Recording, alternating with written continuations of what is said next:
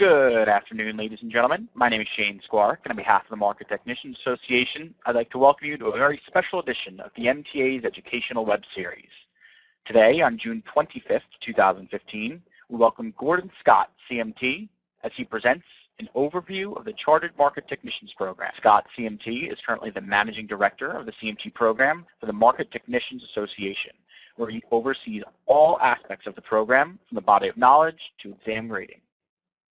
Previously, Gordon spent over 10 years as a trading coach, a freelance writer, and an e-learning consultant. He has also formerly worked for IBM and TD Ameritrade. As always, we welcome you to submit your questions using the chat box to the left of your screen.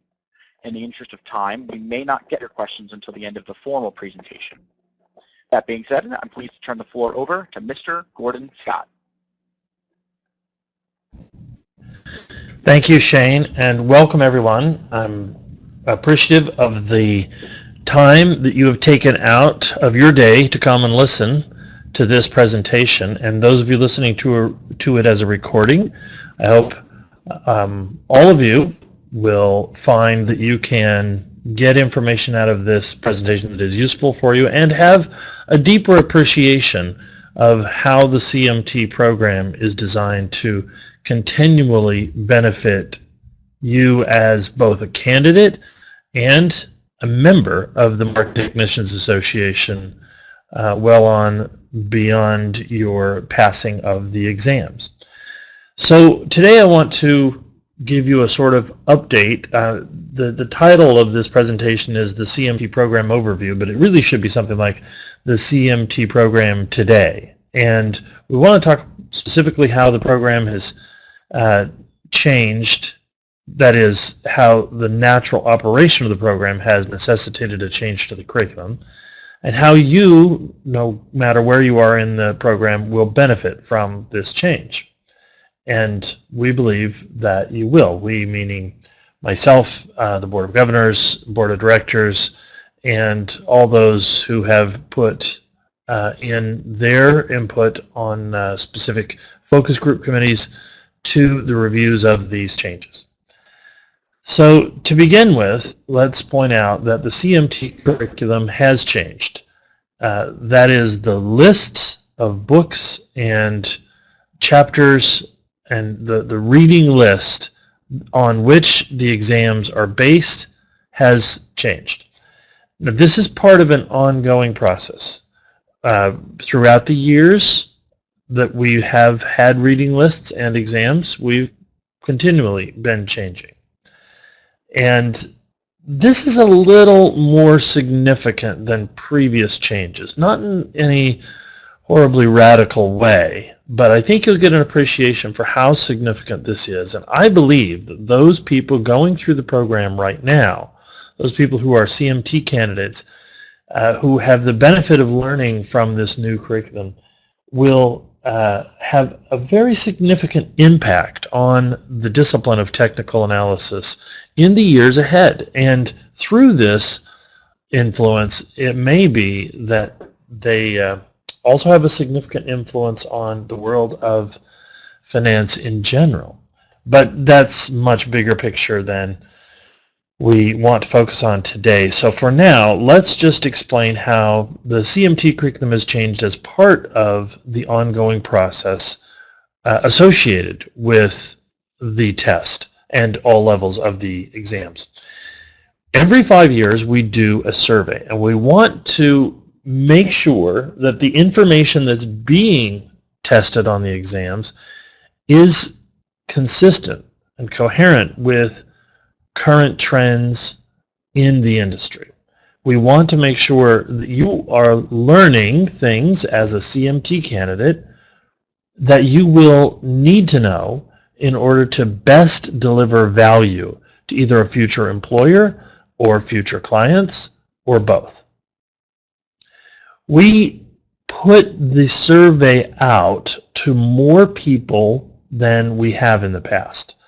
We had over 4,500 people that we sent out the survey to, and these were still mostly association members, people who were either CMTs already or were in the process of gaining their CMT, but it also included a few non-members of the organization as well. Particularly, we went out and interviewed those who would be in a capacity to hire CMTs. So if you had the designation, and we talked to people that have in the past hired CMTs, or that stated they might in the future be interested in hiring either someone who is a CMT or someone who has similar skills. And this was, in the longer term future, right? So we collected these kinds of people together and added their responses to the overall body of membership. What was fascinating to us was that we found that people who were not members of the MTA and people who were members of the MTA, their answers really didn't differ so much. They were statistically similar in their overall trends. And that was really good news, because it helped us recognize that the body of people we were surveying wasn't out of touch with the overall market. And further, we also found that people who were in the program just barely getting started, or compared to people who have been with the MTA for a long time, that their answers did not differ significantly. There were slight variations in some categories, which if you looked at that category alone would be statistically significant. But when averaged with all of the categories of the exam, we found that there was not a statistical significant difference between people who had been in the MTA more than 10 years or even more than 5 years compared to those who were still candidates for one of the various levels of the exams and were still working to get their CMT designation. So that was really great news as well, because it told us that we had accomplished something that we had hoped to do, which was have a very wide view of what people need out there and make sure that it was still keeping current members' needs in perspective. And thankfully, the data came out that there wasn't a difference, that everybody who answered had the same general idea. Now, on an individual basis, one person might feel like they wanted more of topic X, and another one wanted more of topic Y. But the averaging out of the answers came to the profile that we worked from, and that profile was similar in a number of different ways, regardless of how we sliced it demographically, or by experience, or by knowledge, and so forth. What we did come away with though, was there was a clear need to modernize the program. And by modernize, I don't mean to suggest that what was there before was somehow ancient or arcane. It was, however, a little less than recent.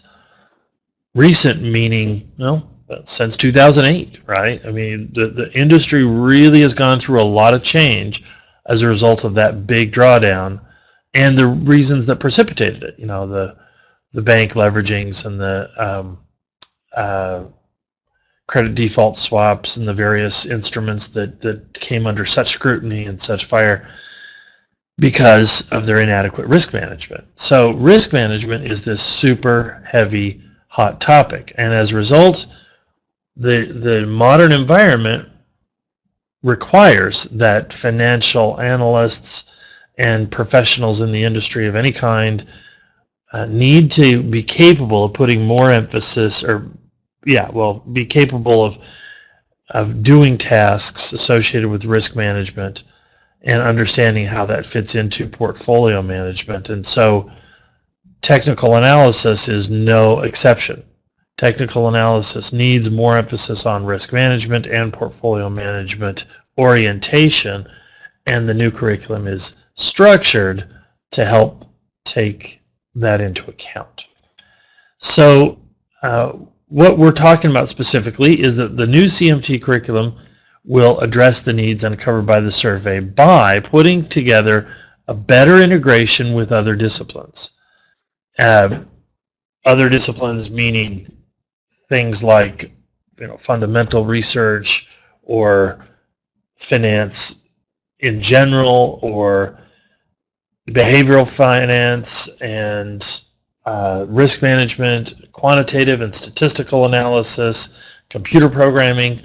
It's not that you have to do all of those other things or become expert in all those other things, but you need to understand enough of all of those areas that you have a grasp of where technical analysis meets those areas, and what the border of it is, and what that means for the research you publish, or the rules you trade on, or the money you manage, and the allocation decisions you arrive at.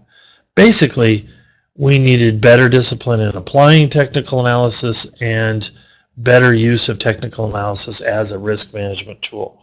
That's no small feat. We had to review a lot of information and a lot of topics and understand exactly what the learning objectives would be. We had follow-up surveys, we had focus groups, and we did a lot of interviewing and talking with people to understand how to accomplish this. We believe that we've done it. So the change of emphasis on level 1, this is just a pie chart which lays out what the new curriculum breakdown is. And I don't have graphs on these slides with what the previous ones were, but I can give you some sort of indication. Let's see if I can do a little drawing. In the level 1 exam, as an example, if you I broke down the areas of study by these larger categories. So something called market study is a category name we gave to the first 4 domains in the exam: theory and history, markets, market indicators, and construction. Market study was previously more than a third of the exam, and as you can see now, just by the shape of the pie, it's a little reduced. It's more like a fourth of the exam. So this is an important part, no doubt, but the emphasis needs to make way for other things. Chart study, on the other hand, was actually, this is the kind of thing that everybody thinks of when they think of the CMT exams, and they think of technical analysis in general: trend, chart, and pattern, and confirmation. So on the level 1, the weighting of this did not change very much, although people or the surveys came back and said we need more emphasis on risk management. The reality is that we can't just abandon, and don't want to abandon either. So this total amount here, a little more than a third, is about the same. There's a slight change of emphasis within it, with these 3 different areas of their weightings, but not drastically. And the idea here is that at level 1, you still do need to learn a lot of trends and charts and patterns and all the basics of that. The bigger result comes from when you look at the level 2 exams. So give me a second here. I need to figure out how to erase those.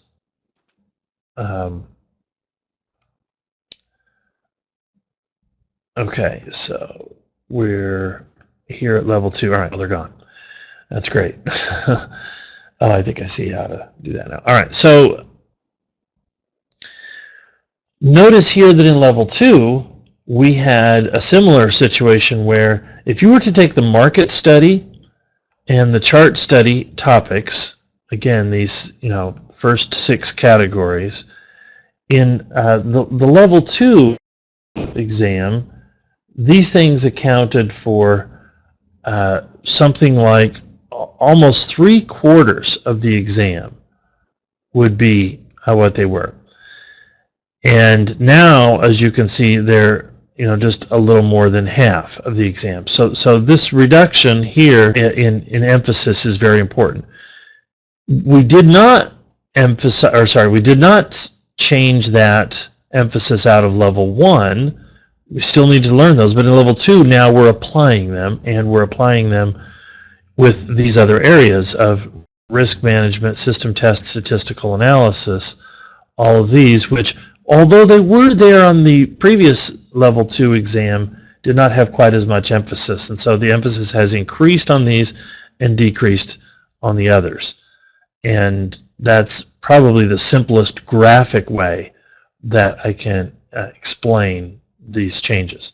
But then these set up a very nice platform, very nice foundation for the level 3 exam. The level 3 exam is much more simplified in terms of the categories and so forth.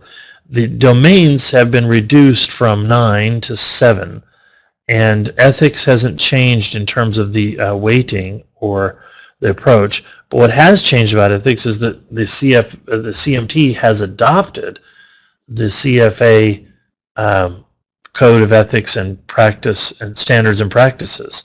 So the MTA and the CFA Society are completely coherent in their approach to ethics, and we felt that was appropriate since the CFA has spent a lot of time, a lot of effort, a lot of work, and done a great job of defining, and they keep their understanding of it current with current law, changes in law, and that's important because changes in law have had an impact over the past 4 years.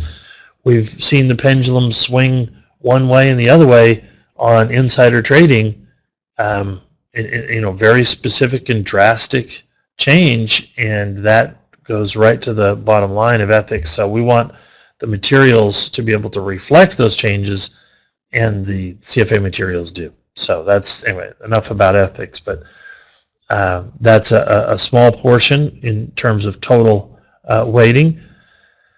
The other areas, though, as you can see, are very balanced. Risk management, asset relationships, risk is still, it's actually, risk management is equivalent with what's called classical methods. And classical methods is, the same kind of thing we were talking about before with chart study. So we have equal weighting of chart study and risk management. That's really going to be interesting because that is a shift.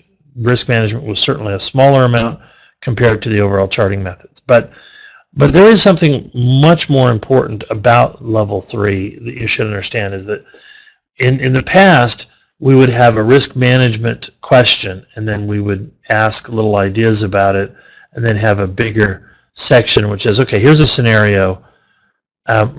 Now, instead of a single scenario, we'll still have the small question, and a scenario, but a single scenario for each topic. We'll have multiple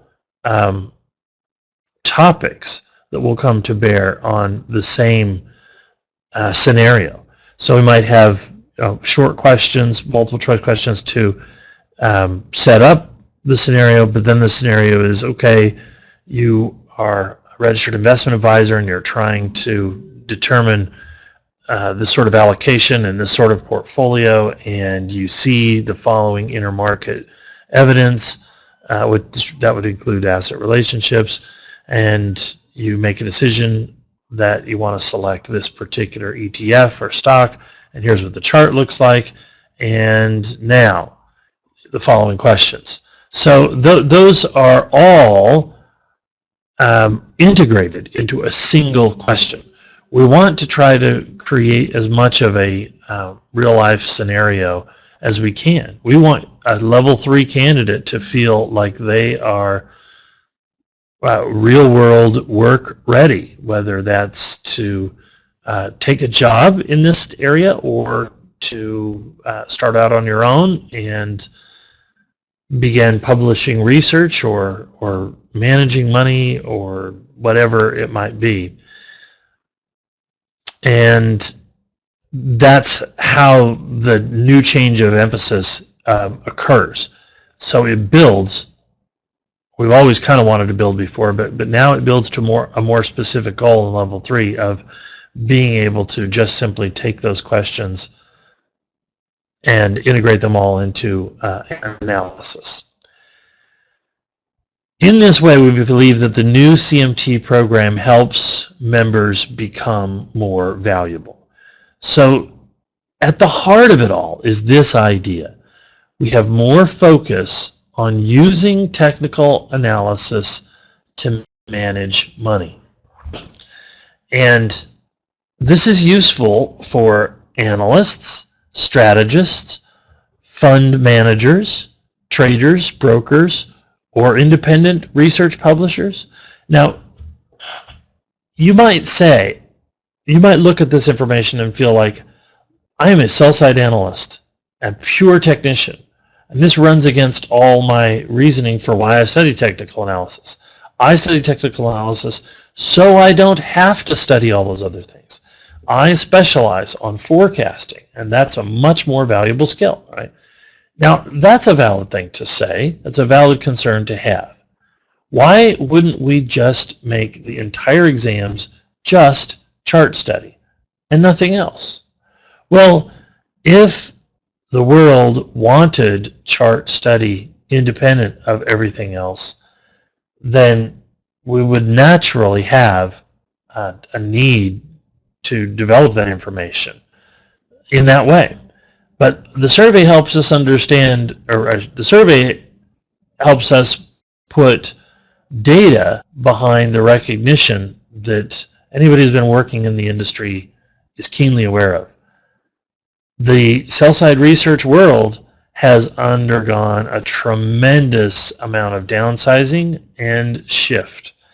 Research, just pure technical analysis research, the amount of money that firms are spending on that has dramatically decreased. So it's very difficult nowadays, to be quite frank. It is very difficult to work up a CMT and then walk out the door and say, I want to go to work for a Fortune 100 investment bank and be part of their technical analysis research department. Fewer and fewer of those banks actually, or those businesses actually, have the designated jobs for technical analysis, but more and more of the other jobs that they do have are necessitating a need for using technical analysis, assuming you can do it in the right way. And so we felt like, look, we can do better than just optimizing the CMT program for analysts, because it's not just analysts that benefit from being CMT candidates. And even if it were, we could still improve analysts' experience in this challenging environment. See, the idea is that if we go back to the first bullet, if we put the focus on using technical analysis to manage money, then even if all you are is an analyst and all you ever want to be is that, you can still make your research publication more valuable by understanding what your customer does, because your customer is ultimately a guy who manages money in one way or another. Strategists and fund managers themselves can use technical analysis integrated with the other things they have to do. So we figure, okay, look, if we position the CMT so that it does a better job or helps you become a better analyst and become someone whose skills can be useful as a money manager, as integrated with lots of other ideas, then terrific. You can use that as a portfolio manager, or if you're an analyst, you can use that to better understand the portfolio manager your work is going to. And the same is for all other areas: strategists, traders, brokers, and independent research publishers. The more you understand where your information flows ultimately to the kinds of decisions that a money manager has to make, the more likely you're going to be able to have the ability to turn your technical analysis research into something that will be valuable to your customer. And that customer might be an employer or it might be a client, either way. Now at this moment right here, I think I need to point something out. So when I start saying things like this, if I say to people in a personal conversation, yeah, so what I'm seeing is that the CMT program will probably need to do a little bit more in the way of portfolio management. Like, oh man, are you kidding? You have to do all those academic formulas that nobody ever uses, and write these big old things that you pay somebody to write a spreadsheet and be done with. I mean, do we really need to know all that? The CFA exam has these hard formulas, and you got to memorize them. You got to memorize how to use them, and you got to actually put them to work as part of the exam. Well, I think that we will resist that sort of direction for various reasons, but one of the biggest reasons is we just want to take up test-taking time. We want the learning objectives to be fulfilled in ways that that we can allot more time and assessment time on by having the exam focus, instead of how to memorize the formulas and how to recreate the application formula. You need to learn what those formulas mean. You need to be able to recognize their outputs, and need to know how to apply those formulas or the data that comes from those formulas. So if somebody says to you, the value at risk of this fund is X amount, and you know that they are using the value at risk formula to calculate that, you can put together an idea of whether the research, the technical analysis research that you're about to give them, which might have, say, for instance, here's the point of pain, here's the trend change, or here's a recommended stop loss, depending on how you are expressing it, in the research that I'm creating. How can that be in conjunction with the risk models of the portfolio for the person that you're sending it to? Well, if you know that, you might say, look, this has all sorts of trend change implications well inside of your value at risk proposition. By the time you get to where the risk is so great that you feel like you need to make a change, the trends will have changed drastically. You shouldn't be putting that much risk. Consider instead reducing your risk by looking at this particular technical analysis that I've done and the methodologies associated with it. So that is really more of an idea. Now I've got one more slide, but before I get to it, and the slide's about test-taking tools, I want to see if I can go down. We've got a few questions here, and I'm going to just try and see about responding to these.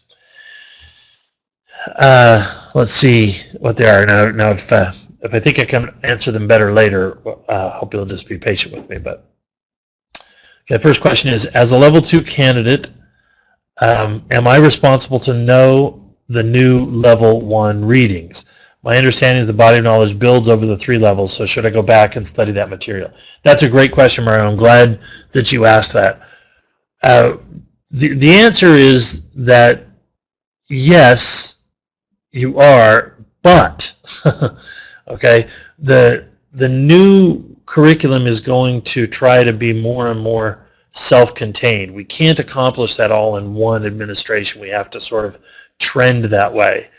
And but even if we were to accomplish that and say, okay, level 1 or level 2 is totally independent of level 1, it's not true that you don't need to know anything from level 1. If in level 1, as an example, you're first introduced to an Elliott Wave structure and how to follow the rules of the Elliott Wave principle, and then in level 2, it's just going to assume that you know that, right?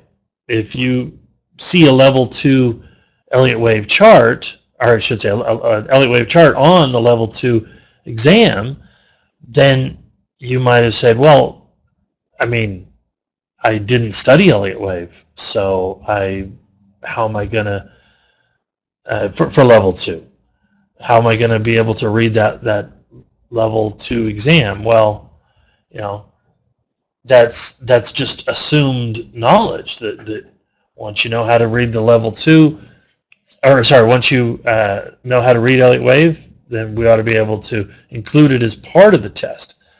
So it isn't so much that we would go back and be testing on Elliott Wave, but we might give you an Elliott Wave chart and say, what is the risk that this stop loss implies, something like that, based on this Elliott Wave structure. Once the wave 4 count fails, if the price drops below what was the old high of end of level 1, beginning of level 2, right? That would be a failure of the wave structure that you have. That's where the stop should be.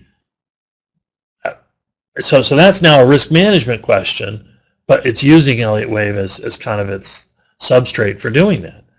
And so that's, I hope that's not too confusing of an example, but simpler examples are things just like the reading of candlestick charts or the reading of oscillators. You're going to be expected to just still be able to do that, even if we don't specifically test on the nuances of that from the information that's in level 1.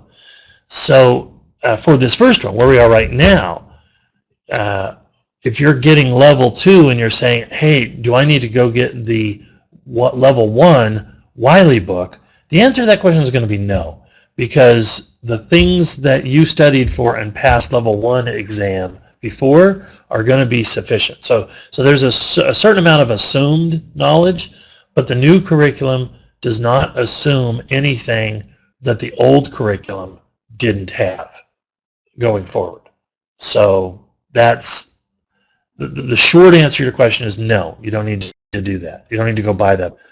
The bigger answer to the question is there will be some level 1 stuff, but it's in the form of assumed knowledge, and you should be just fine going forward.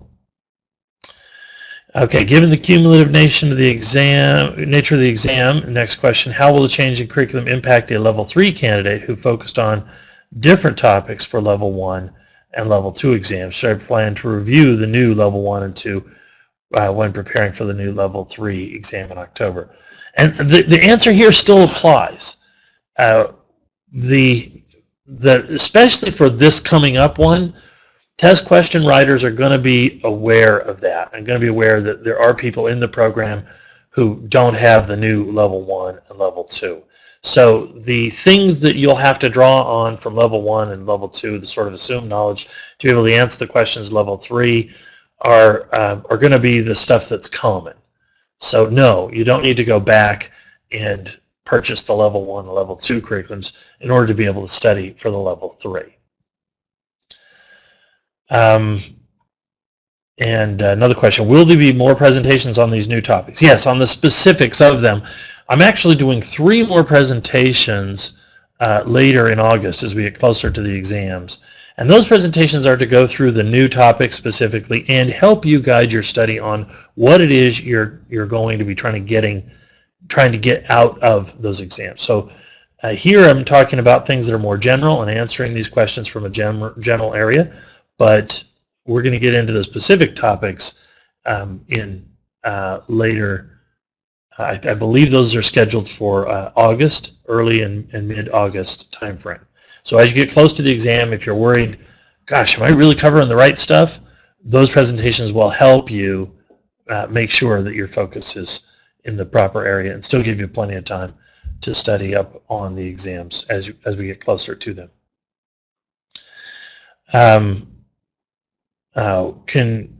Juan asks, can you go through what is classical methods? Classical methods on level 3 is just things like candlestick patterns, chart patterns, short-term and longer-term, and oscillating indicators.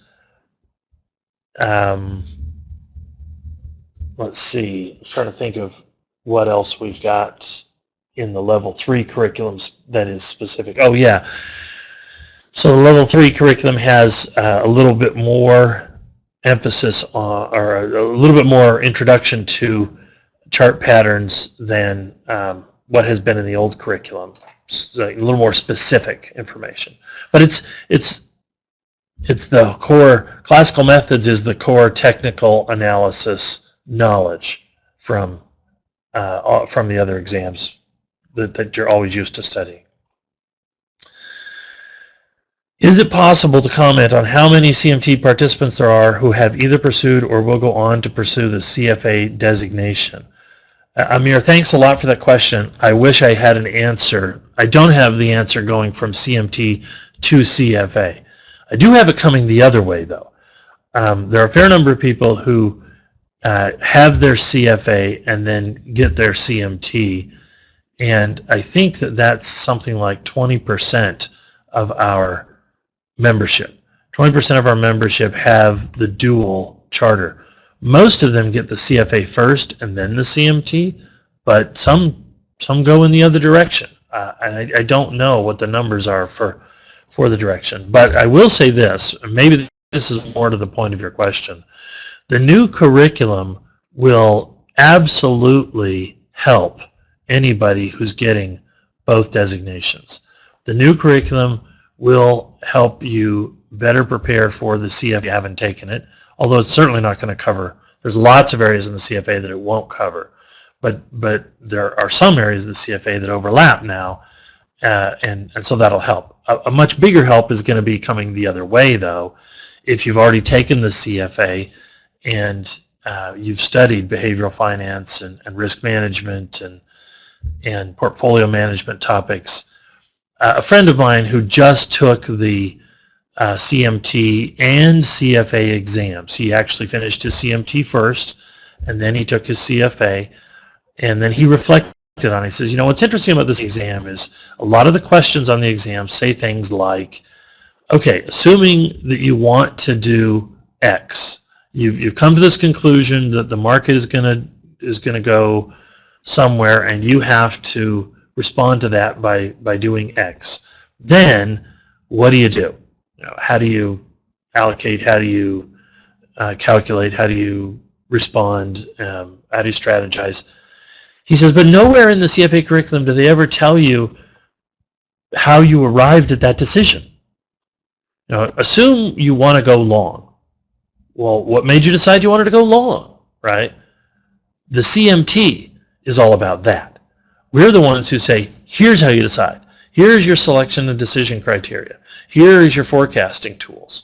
Here are your ideas for strategies. Here's how you verify that they are quantifiably and statistically valid ideas. That's what the CMT is for. And so the complement between these two is much stronger than it's ever been, and it's a very good complement. Of course, Craig Johnson is fond of saying, you get the CFA to get the job, you get the CMT to keep the job. I mean, that's one way of looking at it for those people who come from an industrial point of view or already in the finance industry. If you want to go the other way and you say, well, I'm an independent practitioner, but I would like to break into the finance industry, the new CMT is going to help you do that a lot better because it's going to give you a window on these additional topics that we've been describing. And I just want to keep an eye on the time. Okay, got a few more minutes to answer some questions before I finish up at the end. Let's see. Let's see, this question is, I have pre-ordered the Level 1 publication. When do you expect it to be available, ready for shipment? My understanding is that the pre-orders were a little premature and that those probably will, you may end up having to redo that order, so keep an eye on that. It is currently scheduled, though, for the third week in July. That's when we expect to see it ready. It will be ready as an ebook so that when you purchase it, you'll get immediate access to it on their Vital Source publishing platform. Wiley's Vital Source platform is a very media-rich, information and user-friendly platform for delivering online information. I think you're really going to like it. The printed copies are available, are going to be available at an extra charge.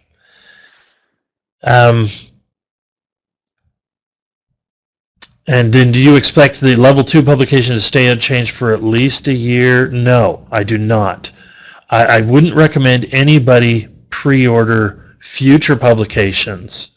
This is our first time out, so so we're necessarily going to have the ability to tweak and respond to what we learn from this first administration. After that, we will hold the changes to a minimum and then try and keep those changes to once a year.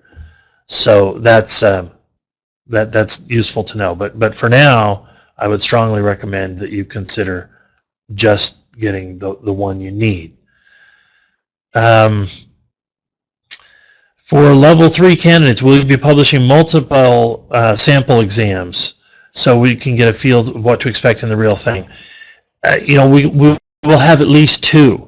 It's going to take a lot of time and effort. I'm not sure we're going to be able to get many. What I'm hoping is that we can get 2 early on in the August time frame, and that maybe closer to the exam we can actually get another one, but I'm not sure we're going to be able to commit to that. We've committed to the fact that we're going to have 2 sample exams for level 3. New sample exams that will show you the new style of questions that I've described here. Has MTA had presentations by people using the value at risk formula? Hey, I'm glad you asked that question. You should check out Cynthia Case's educational web series. She did cover value at risk, and very nicely, I would say. So if you want a visual walkthrough, she did a great job of making value at risk the kind of thing that, it's not an easy topic, but she kind of helped you through how to look at it step by step and understand it. Here's a question. I am a trader in a non-U.S. stock and commodity market for the last 5 years.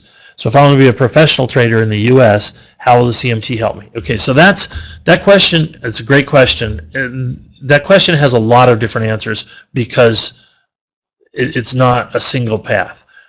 The CMT is not the kind of thing that just one tiny slice of people use to do on-the-job training.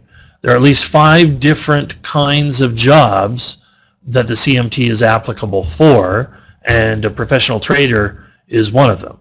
It's one of them in a way that is very specific, because there are a lot of proprietary trading firms, not hedge funds, not buy-side firms, that's different, but proprietary trading firms. And a CMT does a fabulous job of helping you be prepared to understand and work in that area. And so if what you're looking for is a job through a proprietary trading shop, and from there, a bank trading shop, CMT is great for that. If what you're looking for is to get on with a hedge fund, a buy-side firm, you got to understand that the majority of what is done by the majority of what's called buy-side firms and hedge funds is not trading, whether technical or otherwise. It is investing. So they're looking at doing valuations for a firm and how to place venture capital, and a small portion of what they do might be trading and technical analysis oriented, and it's those jobs exist. They're just hard to find because they're such great jobs that they're not advertised. It's word of mouth. But that's where being a member of the MTA comes in, because of our networking and our symposiums, where you can meet other people and find out about these organizations that are doing this sort of thing. So the CMT helps by telling people, I know this kind of topic, I know this kind of curriculum, and the MTA helps by giving you the professional connection. So thanks for that question. If as a level 1 candidate, asks another question, I am currently reading materials from the original reading list, such as Kirkpatrick and or Edwards and McKee, should I stop that reading and go right to the new Wiley book for level 1? Well, okay, here's something that's so important to understand. I think now it's time for me to transition to my final slide, and discuss one of these. For some reason, my final slide is not, or what I thought was the final slide is not available. So, so let me just go here and explain. In fact, I think what I'll do is I'll share my screen and show you the new body of knowledge page and some information that comes from that. So give me a second here. I'm going to try and get that set up on my screen and share that with you. Okay, so hopefully what you're seeing now is my screen, and I've just got the Market Technicians page up and the About the CMT Program page. Okay, so is that right? There we go. And so now that's, yeah, now it's scrolling. Okay, great. So if you come here and you look at the new reading list, we've just updated the reading lists with some very useful information. These PDF reading lists are actually more like a study guide now, and in fact I labeled the last section study guide for that purpose, to help you recognize how to use this. So right here we have just the simple exam and question weightings. But when we get into the study guide section, what we've now done is give you a complete breakdown of the overall domain, and then the subdomain topic underneath that, and the learning objectives associated with each of those subdomains. This is something we've never really had before, at least not in a formal way like we have it now. So it's a big deal. It's really going to help your study. Now, when you read the Wiley text, these are the names of the chapters in the Wiley text that you'll be pulling from. And so this gives you an idea, oh, okay, I'm going to learn the history of the financial markets, history of technical analysis, and we'll learn about modern portfolio theory, efficient market hypothesis, random walk, the adaptive market hypothesis, Dow theory, and so forth, all from these chapters within the book, some at the beginning, some further on.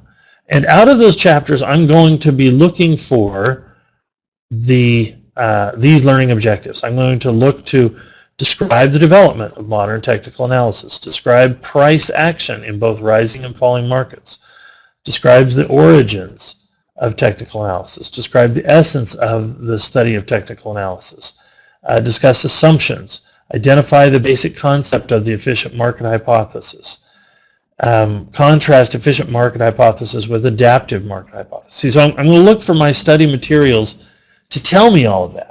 Okay, so in the Wiley curriculum, we're getting this information from a variety of other books. However, the alternative reading list is from books that you have already had. So here's a great example. If we look at these first 5 chapters, Introduction, New Age, Technical Analysis Today, Brief History of Randomness and the Efficient Markets, Academic Approaches to Technical Analysis. Those are all written by Andrew Lowe, and there's some really great reading. However, the reading that's there is very similar to the Kirkpatrick and Dahlquist text and the first few chapters of it. If you were to go look at the chapter 3 and 4 of the Kirkpatrick and Dahlquist book, it asks, particularly in both of them really, sort of talks about the technical analysis controversy, and is it are efficient markets is it impossible to really expect to profit? Is random walk just all there is of it? And in fact, the Kirkpatrick and Dahlquist text quotes Andrew Lowe in there. So the material is so similar. It's very similar. What that means, therefore, is that if you already have the Kirkpatrick and Dahlquist book, you can continue reading that. How about Edwards and McGee? Well, Edwards and McGee has a lot of information about Dow theory and charts and so forth. And sorry, In another domain here, we have, for example, well, actually, markets is not a good example. Let me scroll further down. And chart and pattern analysis. Okay, so Edwards and McGee talk about some of Dow theory, which we had up above, and then also we have down here in the various charts, double tops and so forth, double bottoms that are covered in Edwards and McGee. These chapters here are going to come from a variety of other sources. Some from Bolkowski, some from Tom Sett, some from Wilson, Bloomberg texts and things, a variety of sources. And what you would notice is, well, look, here, describing head and shoulders formations, if I read Edwards and McGee, it helps me do that, doesn't it? Yes. Yes, it does. The official language, the official text that we're coming from may not be Edwards and McGee, but the concepts are the same. And if from Edwards and McGee you're capable of being able to describe a head and shoulders formation on the level 1 exam, well, then you're fine to continue reading Edwards and McGee. Now, you notice we didn't specify that in the alternative reading list, but that's why we put the learning objectives, because the reality is there's a lot of books out there that you could do that. We just wanted to make the alternative reading list so very similar to what the books are going to be that you could get started following that alternative reading list and you wouldn't lose any ground. Okay, so that's a very long example, but this is your guide. Look at these topics, look at these learning objectives. Whatever you're studying, if it is helping you accomplish these learning objectives, it is preparing you for the level 1 exam. Okay, question 1, a new question. Is there any possibility the CMT program will be developed in languages other than English? Not in the immediate future. Language of finance is still English around the world. And I know that makes for a tough barrier for people who are not in English-speaking countries. Much the work of learning it and learning how to express yourself in English is a much, much better preparation for actually securing work or clients as a CMT. So if you were, for example, to learn, or if we were to test in, let's just say Spanish, it's not far-fetched to think that you could have some clients in Spain or in South America that might, appreciate your research and like getting it from you. However, we've found around the world that those same clients assume that someone who speaks English knows more about the subject than someone who doesn't. That's a silly stereotype, perhaps, but that is a very persistent stereotype. And as a result, we would be doing people a disservice if we translated the test and materials into another language without giving you the ability to actually express these ideas in English. At least that's the way it is today. Now that could change. Technologies and all sorts of things, the shrinking planet, so to speak, people becoming more and more familiar with cultures across the world. I mean, I wouldn't know how far out that is, and I wouldn't say that's never going to happen. But right now, there's just no thought about when or how to accomplish that for those reasons. What is the advantage of the new Wiley books over the complete reading lists? Well, that's a great question. Will the Wiley text provide comprehensive coverage, or is the reading list required to supplement? No, they'll be comprehensive. The test questions will come entirely from the materials in the Wiley. The additional reading list is if you wanted to get started now, or maybe you had a significant investment in other books. But that's why we've done the learning objectives, so that you could leverage that investment in your previous books. Over time, there will be less and less need for there to be an alternative reading list, because the Wiley books will become completely comprehensive. And the next question, what are the costs for each of the books, and how do they compare to the traditional reading list? That is the answer to what's the benefit. Well, first off, it's all integrated, it's connected, and it's what the test questions are from. But second, we really hope that this will be more economical, that you will, by buying the Wiley text, you'll be paying less than if you acquire all those texts separately. And I don't know, because we don't have we haven't been given pricing data. Some people have said, well, it's out there on the website. You look on the Wiley website, it says $200. That's placeholder pricing. I got to tell you, they're not allowing us to hold them to that, and we might see soon, within the next week or two, a little more information about pricing. But I've been asking, and right now they don't have that information.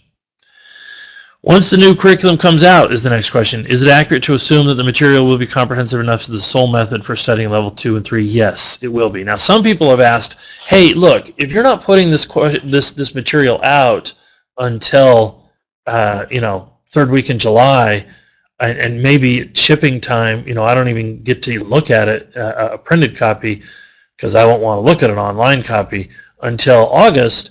Is that really enough time? I mean, that's a serious crunch. That's not good enough for me. Well, what we found is that there are plenty of people who have joined. In fact, the majority of our candidates sign up for the administrations later in the program than closer to the tests. So each month we get more and more people signing up, right up until when registration closes about a month before. And so we recognize that there are a lot of people that haven't even begun studying. I don't know, obviously some of those have bought the books and they've done their work on it, said, okay, now I can do it, right? But the majority of those people are actually taking up study in just the last 2 months of the administration, 2 and 3 months of the administration. And our books are going to be out, the Wiley books are going to be out before then. So we feel as though there will be adequate enough time to study. For those of you who are very disciplined at studies, that's studying and study habits, that's the minority of candidates, I should point out, and that's all right, but it's just hard for people to organize their time, right? Well, for those of you who are, that's what the alternative reading list is all about. Our alternative reading list is going to help you by allowing you to get started now, and when the Wiley books come out, then you can switch over to those. Okay, there are a lot of questions about the content of the Wiley books versus the reading list, where the exam questions are coming from, if one is better than the other. Well, the Wiley books, if one is better than the other, the Wiley book is better than the alternative. Okay, I will say that straight out. However, you're talking about a small portion of the questions where it would make a difference. Because of the way we do our exams, the level 1 and level 2 exams are a pool of questions, right? We create a large number of questions, and then a pool of them is drawn from, so that when you take the test, you don't get necessarily the same question set that the person sitting next to you gets. And we have algorithms that make sure you get the amount of construction and that the weighting is very, very close, very similar to what we show you in our weighting topics here on, oh, sorry, this screen's just looking at nothing and I'm blabbing away. I go back up to these. So these topics and weightings, the 9%, 11, this is plus or minus 2 on these questions, okay?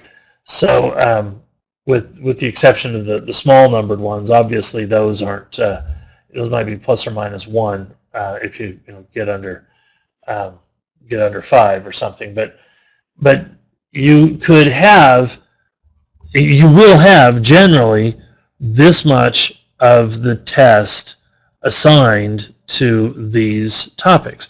Now, it's difficult to maintain that weighting from exam to exam if we're constantly changing the test bank. And so Prometric, testing partner, does the work of gauging how many questions we change every administration, and they don't allow us to change more than 20% of the questions without a significant overhaul activity that has to happen with that, and we don't want to do that. It's very time consuming, both well, I mean, it's very costly both in terms of time and charges. So we don't want to do that, and more importantly, we figure if we hold to that standard, that benefits the students. So that's what we're targeting right now. There's not going to be more than 20% change of the questions from the old exam, from the most recent administration to the one going forward. So understand what that means. Even if the Wiley publication were better than the alternative reading list, that would apply to only 20% of the questions. And within those 20% of the questions, you'd be looking at just the ones where there was a significant difference of clarification and of reading material and so forth in connection with the way a new question was written. And that difference is going to be subtle. So I think you're talking about maybe 2% of the questions on all of the exam being of serious impact in terms of which curriculum you're studying. If you're going to test the Wiley, it's better, but how much better? Well, I'm telling you, my guesstimation is it's not going to make more than 2% difference in the study of the exam. It's a lot more convenient. It is official. We believe that it will be more economical. We don't know that right now, but over time, that will all those things will become true. For this first administration, though, it's a close run. And if you're worried about, hey, I'm going to do the alternative reading list and I'm going to put myself at a disadvantage, no, that's not the case. That's not the case.